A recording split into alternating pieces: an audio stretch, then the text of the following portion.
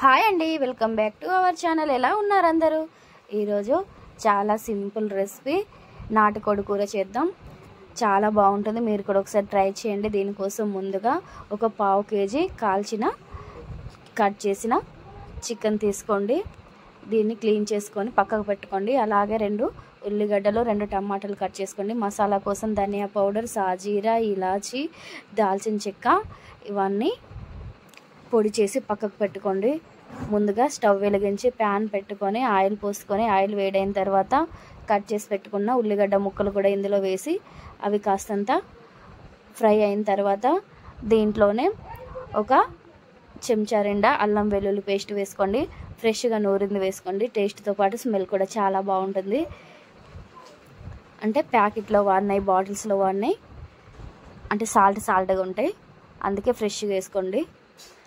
అలాగే దీంట్లో కాస్తంత కరివేపాకు వేసుకొని ఒకసారి కలుపుకొని ఇది కాస్తంత ఫ్రై కాగానే కట్ చేసి పెట్టుకున్న టమాటా ముక్కలు కూడా ఇందులో వేసుకొని అవి కాస్త మగ్గిన తర్వాత చిటికెడు పసుపు కూడా వేసుకొని అలాగే కడిగి పెట్టుకున్న చికెన్ కూడా ఇందులో యాడ్ చేయండి.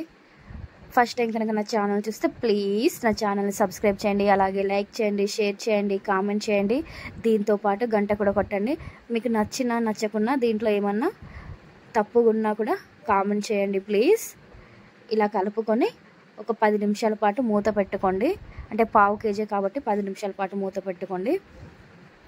మూత తీసి తగినంత కారం వేసుకొని మళ్ళీ ఒకసారి కలుపుకోండి. మళ్ళీ ఒక 5 నిమిషాల పాటు మూత పెట్టుకోండి. మూత తీసి తగినంత వాటర్ పోసుకొని మళ్ళీ మూత పెట్టుకోండి.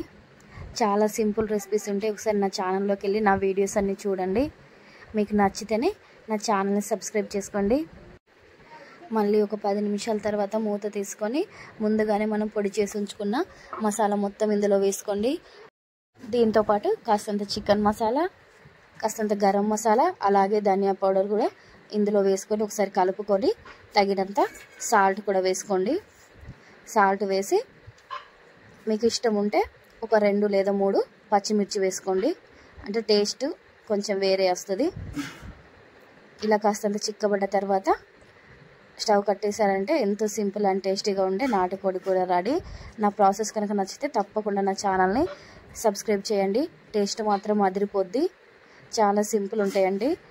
అంటే ఇంట్లో చేసుకునే వాటిలాగానే మరీ హెవీగా కాకుండా చాలా బాగుంటుంది. మీరు కూడా ఒకసారి ట్రై చేయండి.